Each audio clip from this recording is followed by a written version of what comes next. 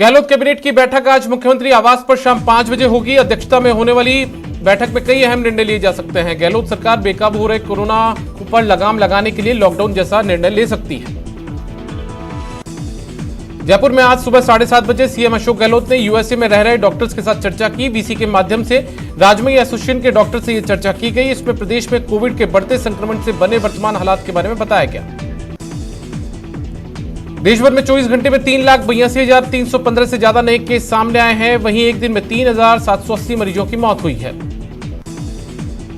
वडोदरा में कोरोना की दूसरी लहर का कहर जारी है। 24 घंटे में 154 लोगों की मौत हो गई, जबकि 16,974 लोग संक्रमित पाए गए हैं। जयपुर में 40, जोधपुर में 28 मरीजों ने तोड़ा दम। लखनऊ में डीआरडीओ की ओर से बनाए गए 500 बेड के अस्पताल की आज से शुरुआत हो रही है। यहां आज से मरीज भर्ती किए जाएंगे। इसी बीच यूपी सरकार ने 14 वरिष्ठ चिकित्सा अधिकारियों की कमेटी गठित की है। बारां में कोरोना संक्रमण के मामलों में दोगुनी तेजी से इजाफा देखा जा रहा है। बीते दिन भी एक ही दिन में अधिकतम 784 मामले सामने आए, जिसके बाद जिला अस्पताल में भी चिकित्सा व्यवस्था चरमरा गई है। 12 जिला अस्पताल के आउटडोर से लेकर कोविड वार्ड तक मरीजों की भीड़ लगी हुई है। ऐसे में भर्ती मरीजों को ऑक्सीजन और अन्य दवाइयों की कमी होने लगी है। चिकित्सा व्यवस्था को मजबूत करने को लेकर आज खान मंत्री प्रमोद भया ने जिला अस्पताल पहुंचे। मंत्री ने कोरोना से उपजे हालातों पर बैठक ली। इस दौरान खान मंत्री ने अस्पताल में ऑक्सीजन और जीवन रक्षक दवाइयों की उपलब्धता के बारे में चर्चा की। इस दौरान खान मंत्री ने कहा कि जिले में मरीजों की बढ़ती हुई संख्या के अनुरूप राज्य सरकार से बात कर ऑक्सीजन का कोटा बढ़ाया जा रहा है। सीकर में कोरोना वायरस की गाइडलाइन का उल्लंघन करने वालों के खिलाफ पुलिस की सख्ती लगातार जारी है। 2 दिन में सीकर पुलिस 298 लोगों को पकड़कर क्वारंटाइन सेंटर भेज चुकी है। लगातार पुलिस का यह अभियान जारी है। टोंक जिला कलेक्टर चिन्मयी गोपाल लगातार जिले के अलग अलग इलाकों का दौरा कर रहे हैं और ग्रामीण इलाकों में जाकर लोगों को समझा रही हैं। उन्होंने लोगों से सहयोग की अपील की है। उन्होंने कहा कि हम सब साथ रहेंगे, तभी कोरोना की चैन को तोड़ा जाएगा। हैदराबाद में 8 शहरों में कोरोना के लक्षण आने के बाद सामने आई रिपोर्ट में शहरों में कोरोना की पुष्टि हो चुकी है। हालात के मद्देनजर राजस्थान वन विभाग ने भी मामले को लेकर हाई अलर्ट जारी किया है। कोरोना के संक्रमण को देखते हुए कोटा ट्रैफिक पुलिस और शहर पुलिस ने आज से ऑटो चालकों के लिए विशेष व्यवस्था की है। यात्रियों की सुरक्षा को देखते हुए आज से 17 मई तक ऑड इवन फॉर्मूले से ऑटो चलेंगे। जालौर के सांचौर में कोविड महामारी के कारण अस्पतालों में भर्ती मरीज और उनके परिजनों को भोजन मुहैया करवाने को लेकर श्रीमती मीरा देवी मानसिंह राम चैरिटेबल ट्रस्ट की ओर से निःशुल्क भोजन के पैकेट दिए जा रहे हैं। कोरोना ने रोडवेज पर भी ब्रेक लगा दिया है। कोरोना के बढ़ते प्रकोप के कारण लोग यात्राएं बहुत कर रहे हैं। झुंझुनू रोडवेज डिपो की आय भी 70% कम हो गई है। झुंझुनू डिपो की 50 से अधिक बसों को बंद कर दिया गया है। दिल्ली, यूपी, हरियाणा जैसे राज्यों में कोरोना का हॉटस्पॉट होने के कारण लोग इन राज्यों में जाना नहीं चाह रहे हैं। ऐसे में रोडवेज ने बसों को बंद कर दिया है। लोड फैक्टर कम होने पर रोडवेज ने अपनी रणनीति बदल दी है। बिना यात्री भार के बसों को बंद कर दिया गया है। झुंझुनू डिपो में सामान्य दिनों में हर रोज 13 से 15 लाख रुपए तक की इनकम होती थी, लेकिन अब ये 3 से 4 लाख रुपए तक सिमट गई है। बीकानेर में बेवजह घूमने वाले युवकों को पुलिस ने क्वारंटाइन सेंटर में भेज रही है। पुरानी जेल रोड पर बेवजह घूम रहे 4 युवकों को कोतवाली पुलिस ने पकड़कर क्वारंटाइन सेंटर भेज दिया। इन चारों युवकों की कोविड जांच करवाई जाएगी। जब तक जांच रिपोर्ट नहीं आएगी तब तक इन्हें क्वारंटाइन सेंटर में ही रखा जाएगा। घर से बाहर निकलकर बेवजह घूमने वाले युवकों के खिलाफ कोटगेट थाना पुलिस ने भी कार्रवाई की। बाड़मेर में कोविड से हालात बेकाबू होते जा रहे हैं। बाड़मेर जिला अस्पताल में कोविड मरीजों को इलाज करवाने के लिए लंबा इंतजार करना पड़ रहा है। जिला अस्पताल के वार्डों सहित अस्पताल आपातकालीन सेवाएं में भी बेड नहीं मिल पा रहे हैं। ऐसे में राजस्व मंत्री हरीश चौधरी इन दिनों बाड़मेर में कैंप किए हुए हैं। लगातार बाड़मेर, बैतूल, पचपदरा और बालोतरा का दौरा कर कोविड हालातों से रूबरू हो रहे हैं। आज राजस्व मंत्री हरीश चौधरी ने पचपदरा के ऑक्सीजन प्लांट का निरीक्षण कर ऑक्सीजन टैंकर और स्टॉक उपलब्धता की जानकारी ली। इस दौरान अधिकारियों को निर्देश दिए कि जरूरतमंदों को बिना देरी ऑक्सीजन मुहैया करवाई जाए। श्रीगंगानगर में कोरोना की रोकथाम के लिए रेड अलर्ट जन अनुशासन पखवाड़ा चलाया जा रहा है, जिसकी पालना के लिए श्रीगंगानगर जिला प्रशासन की टीम लगातार सक्रिय है। इस दौरान नगर परिषद टीम ने लगभग 50 किलो पॉलिथीन भी जब्त की है। प्रदेश में लागू रेड अलर्ट जन अनुशासन पखवाड़े के 30 दिन आज अजमेर में पुलिस की सख्ती नजर आने लगी है। बेवजह घूमने वालों को संस्थागत क्वारंटाइन सेंटर भेजा जा रहा है। पिछले 2 दिनों में 300 से ज्यादा लोगों को क्वारंटाइन सेंटर भेजा गया है।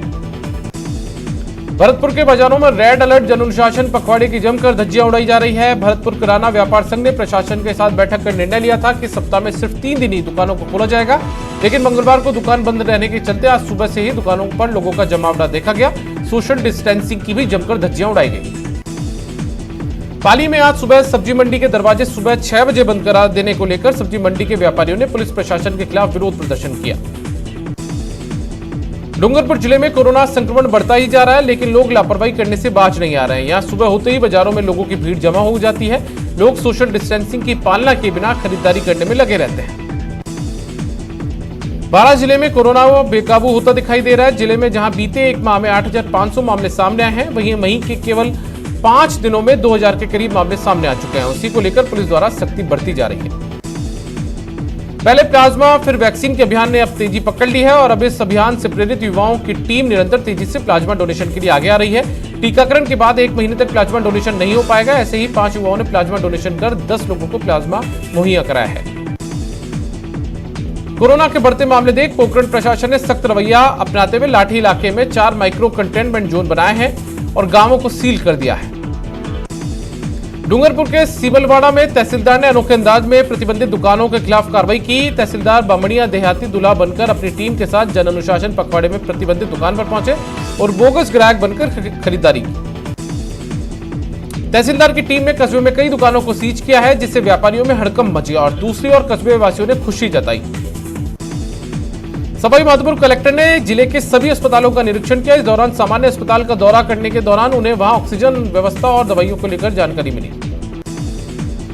ब्रिटेन में रह रहे जेएलएन मेडिकल कॉलेज के स्टूडेंट्स रहे छात्रों ने नई पहल की। उन्होंने जेएलएन अस्पताल के कोविड वार्ड में भर्ती गंभीर रोगियों की सहायता ली। 24 ऑक्सीजन कंसंट्रेटर और 24 प्लस ऑक्सीमीटर अजमेर भिजवाए हैं। नई गाइडलाइंस को सख्ती से लागू करने के लिए टोंक अब पूरी तरीके से मुस्तैद हो गया है। मामले को लेकर अब एसपी और एएसपी समेत पुलिस ने पुलिस के जवानों के साथ पैदल मार्च किया। बीकानेर में कोरोना का खतरा बढ़ता जा रहा है। आज भी बीकानेर में पहली सूची में 735 कोरोना पॉजिटिव मामले सामने आए हैं। वहीं संक्रमितों के प्रभाव में जो लोग आए उनकी भी स्वास्थ्य विभाग जानकारी लेने में जुट गया है। महामारी रेड अलर्ट जन अनुशासन पखवाड़े में लोगों की आवाजाही रोकने के लिए दौसा पुलिस ने व्यापक इंतजाम किए हैं। आज दौसा शहर की प्रमुख गलियों को बैरिकेड लगाकर रोका गया ताकि कोई भी निजी वाहन बाजार में प्रवेश नहीं कर सके। निर्धारित समय तक केवल पैदल ही लोग खरीदारी कर सके। झुंझुनू के प्लानिंग कस्बे में पुलिस और नगरपालिका की ओर से जागरूक रैली निकाली गई। पुलिस के जवान और नगरपालिका के कर्मचारियों ने पूरे कस्बे में मार्च किया। कोरोना संक्रमण के चलते सवाईमाधोपुर जिले में कलेक्टर और एसपी खुद बैरावंडा खुर्द पुलिस चौकी पहुंचे, जहां मध्य प्रदेश की ओर से आने वाले वाहनों की जांच की। आरटीपीसीआर जांच नहीं होने पर कुछ वाहनों को जब्त भी किया। सवाईमाधोपुर में रेड अलर्ट अनुशासन पखवाड़े के तहत पुलिस सख्ती बरत रही है। पुलिस ने बेवजह घूमने वाले 80 लोगों को पकड़कर क्वारंटाइन किया है। वहीं लोगों के चिकित्सा विभाग द्वारा सैंपल भी लिए गए। प्रतापगढ़ के छोटी सादड़ी में चोरों ने एक ढाबे पर चोरी की घटना को अंजाम दिया। चोर ढाबे का पूरा सामान चोरी कर ले गए। चोर ढाबे का शटर तोड़कर अंदर घुसे थे। सूचना पर पुलिस मौके पर पहुंची और मामले की तफ्तीश कर रही है। भीलवाड़ा के उपनगर सांगारेन में पिता की मौत पर शमशान घाट में अस्थियां लेने गए 3 भाई जमीन विवाद को लेकर आपस में भिड़ गए और मारपीट करने लगे। ये वीडियो सोशल मीडिया पर वायरल हो रहा है। हालांकि न्यूज 18 इस वीडियो की पुष्टि नहीं करता है। श्रीगंगानगर के सादुलशहर थाना क्षेत्र के गांव 14 के आरडब्ल्यू में बीती रात पुरानी रंजिश के चलते 2 पक्षों में जमकर मारपीट हुई। दोनों पक्षों के बीच हुई मारपीट में 2 महिलाओं समेत 5 से ज्यादा लोग घायल हो गए। भीलवाड़ा के मांडलगढ़ कस्बे की नई आबादी में आपसी विवाद में 2 लोगों ने कैंची और उसरा मारकर एक शख्स को मौत के घाट उतार दिया। पुलिस के मुताबिक 2 लोगों ने एक युवक को कैंची और उसरे से हमला कर दिया, जिसमें युवक बुरी तरह से घायल हो गया। पाली के चिताड़ गांव में बीते दिनों एक घर में हुए चोरी मामले में पुलिस ने बड़ी कार्रवाई की है। पुलिस ने मामले में संलिप्त कुख्यात अपराधी को गिरफ्तार किया है। साथ ही जेवरात और नकदी भी बरामद कर लिए हैं। घटना 18 दिन पहले की है, जब एक घर में घुसकर कुख्यात ने अपने साथी के साथ मिलकर 5 लाख के गहने और 1 लाख के जेवर पर हाथ साफ किया था। बाड़मेर में पिता की मौत के सदमे में एक बेटी ने अपने पिता की जलती चिता में कूदकर जान देने का प्रयास किया, जिसमें बेटी बुरी तरीके से जल गई, जिसका अस्पताल में इलाज जारी है। सिरोही में एक बार फिर तेज रफ्तार का कहर देखने को मिला है, जहां ट्रक ने कार को चपेट में लिया। हादसे में महिला डॉक्टर घायल हुई। झालावाड़ शहर के सिटी 4 लेन पर एक मैकेनिक शॉप में आज अचानक से अज्ञात कारणों के चलते भीषण आग लग गई। दुकान में रखा बिजली के उपकरण सहित कई सामान जलकर राख हो गए। अलवर में देर रात निमराना में हाईवे पर कबाड़ के गोदाम में आग लग जाने से हड़कंप मच गया। आग की सूचना पर दमकल की गाड़ियां मौके पर पहुंची और आग बुझाने में जुट गई। वहीं जोधपुर के अमरावती नगर क्षेत्र में एक हैंडीक्राफ्ट फैक्ट्री में देर रात आग लग गई। आग से लाखों रुपए का कीमती हैंडीक्राफ्ट का सामान जलकर खाक हो गया और आग से फैक्ट्री भवन भी क्षतिग्रस्त हो गया। झुंझुनू में जन अनुशासन पखवाड़ा में प्रोटोकॉल की पालना करवाने के लिए नगर परिषद आयुक्त और उनकी टीम ने शहर का पैदल दौरा किया। इस दौरान आयुक्त और उनकी टीम ने खुली मिली 2 दुकानों को सीज किया। नगर परिषद आयुक्त अनिता कीचड़ ने लोगों को समझाया कि वे घरों में ही रहें। कोटा में बीजेपी कार्यकर्ताओं ने कलेक्ट्रेट पर सोशल डिस्टेंसिंग की पालना के साथ बंगाल की ममता सरकार के खिलाफ अपना विरोध किया। बीजेपी कार्यकर्ता हाथों में विरोध के पर्चे लेकर कलेक्ट्रेट पहुंचे और पश्चिम बंगाल की ममता सरकार के खिलाफ विरोध प्रदर्शन कर कार्यकर्ताओं पर हो रही हमले और उनकी हत्या करने वालों के खिलाफ कड़ी कार्रवाई की मांग की। भरतपुर सांसद रंजीता कोहली ने बीजेपी कार्यालय पर कार्यकर्ताओं के साथ पश्चिम बंगाल में हुई हिंसा के मामले में काली पट्टी बांधकर विरोध प्रदर्शन किया और ममता बनर्जी का विरोध जताया। करौली में जिला बीजेपी की ओर से पश्चिम बंगाल में हिंसा के खिलाफ विरोध प्रदर्शन किया गया और दोषियों के खिलाफ कार्रवाई की मांग की गई। बंगाल में चुनाव नतीजों के बाद हुई हिंसा के विरोध में अजमेर में बीजेपी नेताओं ने कलेक्ट्रेट पर काली पट्टी बांधकर विरोध जताया। सांसद भागीरथ चौधरी, विधायक वासुदेव देवनानी, अनीता बदेल सहित मेयर ब्रजलता हाड़ा ने बंगाल में बीजेपी कार्यकर्ताओं की निर्मम हत्या की कड़े शब्दों में निंदा की।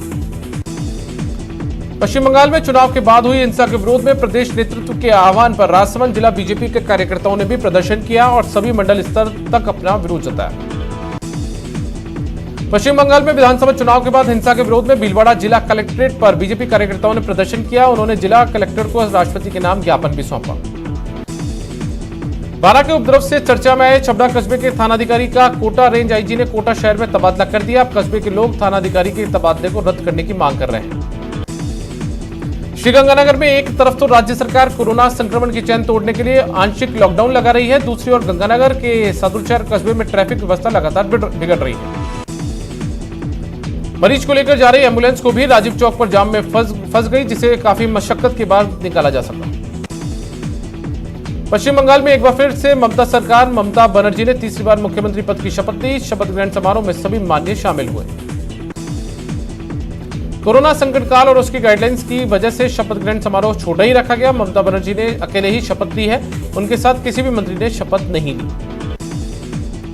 शपथ लेने के बाद ममता बनर्जी ने कहा कि उनकी प्राथमिकता कोरोना के खिलाफ लड़ाई रहेगी। साथ ही उन्होंने कहा कि हिंसा की घटना बर्दाश्त नहीं होगी और ऐसा करने वालों पर सख्त कार्रवाई की जाएगी। वहीं तीसरी बार बंगाल के मुख्यमंत्री बनने पर ममता बनर्जी को बधाई दी है। आंध्र प्रदेश में कोरोना वायरस का एक नया वेरिएंट सामने आया है। N440 के वेरिएंट 15 गुना ज्यादा संक्रामक है। इसकी वजह से 3 से 4 दिन में ही लोग बीमार हो जा रहे हैं। इसकी खोज centre for cellular and molecular biology के वैज्ञानिकों ने की है। मराठा आरक्षण को लेकर बुधवार को सुप्रीम कोर्ट ने बड़ा फैसला सुनाया। सर्वोच्च अदालत ने शिक्षा और नौकरी के क्षेत्र में मराठा आरक्षण को असंवैधानिक करार दिया है। उत्तर प्रदेश पंचायत चुनाव के नतीजे आ गए हैं। जिला पंचायत सदस्य के सभी 3050 पदों के नतीजे घोषित कर दिए गए हैं। आंकड़ों के मुताबिक समाजवादी पार्टी समर्थित उम्मीदवारों को अकेले 747 सीटों पर जीत मिली है, जबकि बीजेपी समर्थित उम्मीदवारों को यूपी में 690 सीटें मिली है। आज दूसरे दिन फिर बढ़ा पेट्रोल डीजल का दाम, 13 से 21 पैसे तक हुआ महंगा। जयपुर में पेट्रोल 97 रुपए 12 पैसे और डीजल 89 रुपए 61 पैसे प्रति लीटर हुआ।